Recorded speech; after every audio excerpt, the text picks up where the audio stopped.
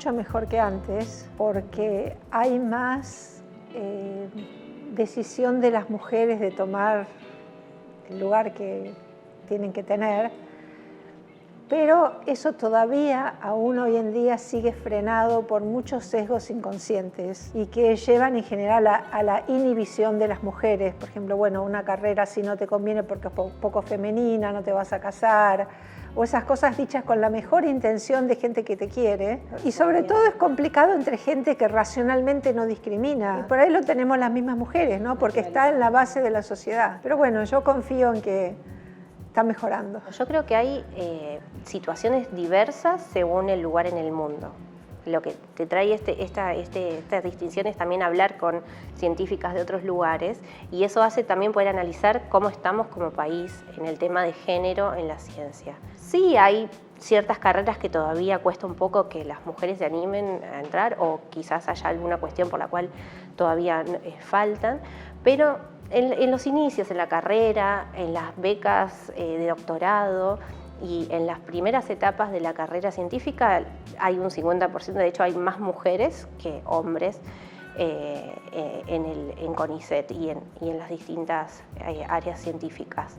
Sí cuesta un poco más a medida que van subiendo los escalafones de la carrera y en las posiciones jerárquicas en las instituciones, el famoso techo de cristal. Sin embargo, yo por lo menos soy positiva, que creo que es una cuestión de tiempo que eso pase. Sí, hay otro tema que tiene que ver con la maternidad, que ahí sí, quizás yo lo estoy viviendo de forma personal porque tengo un hijo de 8 meses y realmente cuando las mujeres que deseamos y queremos ser madres, lo hacemos en un momento de la vida, digamos, tenemos un límite para hacerlo. Y normalmente es al mismo tiempo donde uno es bastante productivo, o sea, terminaste tu doctorado, ya tenés más experiencia.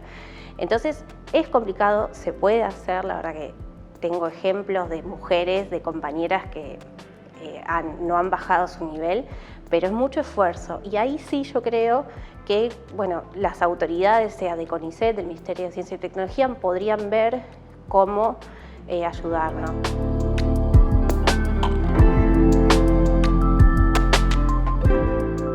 Lo fundamental para la matemática es que esté ligada al placer, si no es algo que uno no podría elegir. Y lamentablemente muchas veces se enseña la parte de memorización o mecánica, que es una cosa aburrida. O sea, la matemática es lo contrario de memorizar, es entender por qué las cosas funcionan.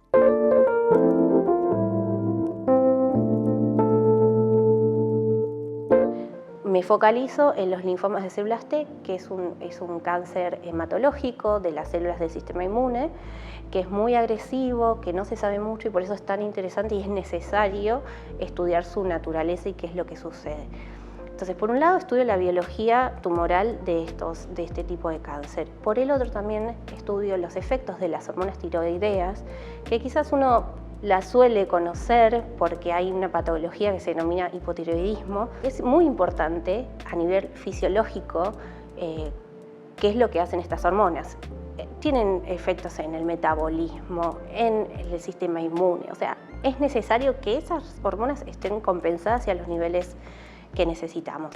Sin embargo, lo que se descubrió hace unos años, y es lo que yo también estudio en el modelo tumoral que te mencioné, es que estas hormonas a los niveles fisiológicos actúan a través de una molécula, una proteína en la membrana de las células tumorales, ejerciendo acciones que contribuyen a todas las funciones que tienen que ver con la malignidad de las células tumorales, es decir, se multiplican más, se pueden diseminar más a través del cuerpo. Entonces yo lo que estudio es eso, cómo es que pasa, cuáles son los mecanismos genéticos, moleculares, a través de los cuales las hormonas tienen esos efectos y cómo inhibirlos.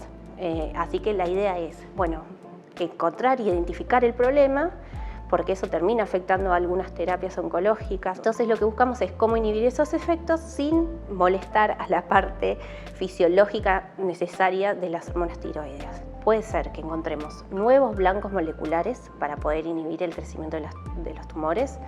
Puede ser que encontremos la forma de mejorar terapias oncológicas que se utilizan hoy en día.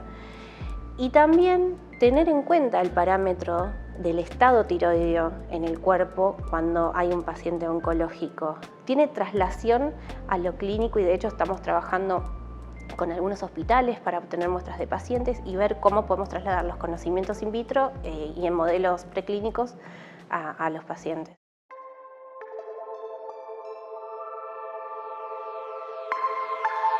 Yo la peleé mucho, o sea, yo, digamos, había hecho mi tesis acá con un matemático excelente, pero que se murió súbitamente. La situación económica en la Argentina era horrible.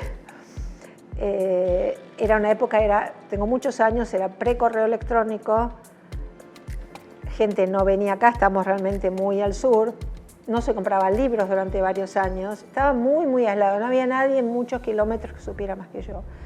Y me costó muchos años encontrar mi camino, muchos años de frustraciones, muchos años de buscar. Cuando finalmente recibí una invitación, hay un centro internacional de física teórica, pero que también tiene matemática en Trieste, y estuve ahí 6 semanas y recibí muchos cursos y mucha información y me di cuenta de que yo no tenía toda esa información, que a lo mejor con eso podía hacer algo, y dediqué muchos esfuerzos a tratar de conseguir ese. Yo tenía un hándicap y tenía que tratar de, bueno, conseguir esa información. Yo lo que quería obviamente no era recibir un premio, sino que mi trabajo fuera satisfactorio. Yo tenía un trabajo, pero no sabía qué hacer y los sueldos eran bajos, pero sobre todo no sabía qué hacer. Y después, además de hacer mi trabajo de investigación, organicé muchas actividades, traté de ayudar a quienes podía, como en un momento llegué a ser vicepresidenta de la Unión Matemática Internacional y estuve tratando de ayudar a gente de distintos lugares. Por ejemplo, viviendo en este país yo aprendí que si uno va a dejar de hacer un proyecto porque no tiene plata, está llamado, porque nunca tiene plata. Entonces, pero que si uno logra armar un buen proyecto de una manera o de otra, ¿no? Como lo va a lograr hacer, ¿no? Que no es importante, que no hay que desanimarse por eso.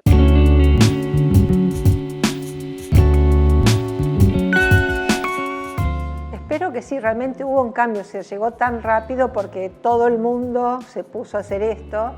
Hay quienes lo harían por intereses económicos, pero muchos realmente por intereses científicos. En la Argentina muchos científicos dejaron lo que estaban haciendo y se pusieron a trabajar en kits, en vacunas, en distintas maneras en test, en lo que podían. Matemáticos, por ejemplo, trabajaron en cómo conviene juntar, por ejemplo, para no hacer, en la época que había que hacer demasiados tests, bueno, cómo se pueden agrupar para hacerlo más rápido y de manera más económica.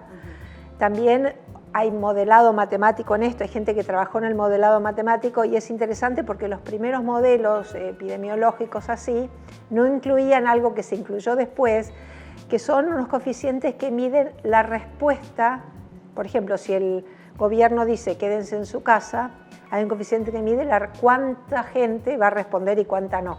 Entonces los modelos fueron incorporando esto, pero es interesante que a veces los modelos matemáticos son exitosos cuando las peores predicciones no se cumplen. Porque dice, si vamos por acá esto va a explotar, entonces claro, hay una intervención para que eso no suceda. Yo creo que primero demostró cómo la ciencia básica es necesaria.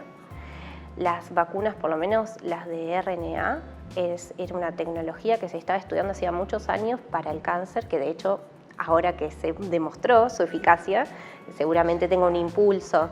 La colaboración entre grupos es fundamental y yo eso lo tengo presente desde antes de la pandemia porque siempre me gustó trabajar en colaboración con distintos grupos que tengan formaciones distintas porque enriquece los trabajos y hace abrir la cabeza y generar nuevas ideas.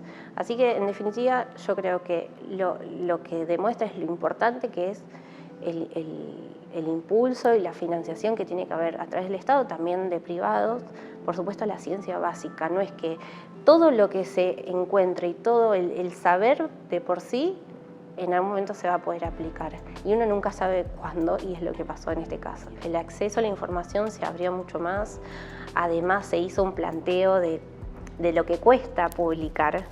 a nivel no solo de trabajo, sino económico. A veces es inaccesible en países desarrollados. Imagínate para nosotros cómo nos cuesta. Y eso generó todo un planteo de, bueno, tenemos que compartir la información, y sí, yo creo que se va a ese camino.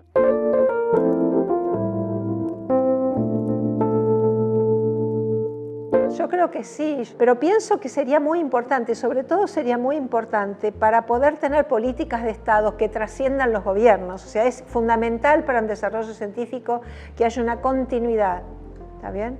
Entonces, en eso también realmente pienso que por ahí es algo para considerar seriamente, que estén más informados la gente que tiene que tomar decisiones. Para que la ciencia se pueda desarrollar en este país tiene que tener apoyo de la sociedad, tiene que tener apoyo de los gobiernos y tiene que tener un apoyo que sea continuado independientemente del gobierno de turno. No puede venir un gobierno y volver a pensar que hay que volver a degradar a la Secretaría del Ministerio de Ciencia y Técnica. La única manera de que el país se pueda desarrollar es si generamos nuestra propia ciencia y nuestra propia técnica. Creo que se abrió bastante la puerta a poder divulgar, y hay que ver cómo poder seguir haciéndolo, ir en ese camino. Creo que es muy importante la divulgación científica, y es responsabilidad de nosotros también poder dar a conocer nuestro trabajo y la importancia que tiene de una forma bajada para que todos entiendan. Además, la sociedad, por lo menos argentina, la mayoría del sistema científico está financiado por el Estado. Por eso es tan importante las políticas públicas que tengan continuidad independientemente de quién gobierne.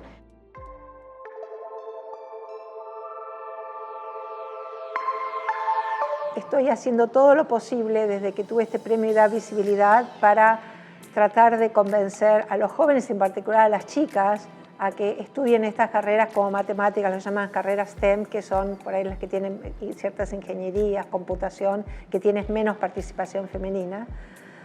Y espero por ahí tener conexiones con otra gente que me sugiera otras ideas, otros puntos de vista, otras cosas nuevas para hacer, porque yo creo que ya estoy en un momento donde no solo me quiero dedicar a mi carrera, sino me quiero dedicar, bueno, siempre lo he hecho un poco, a ayudar a otros y a poder usar mi experiencia, el lugar donde estoy, para ayudar a que las cosas funcionen mejor. Y con las expectativas de traerme, de enriquecerme como científica, como persona, y nada, y de eso que después devolverlo y trasladarlo acá a mi mismo grupo, o a los colaboradores con los que trabajo.